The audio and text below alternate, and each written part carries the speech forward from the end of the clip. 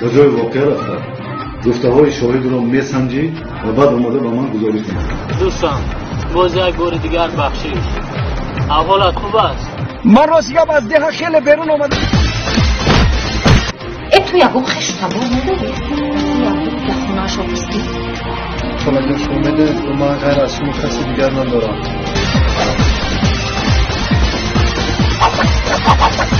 خدا باشه من خواهم کنسید روز من خواهم چی هست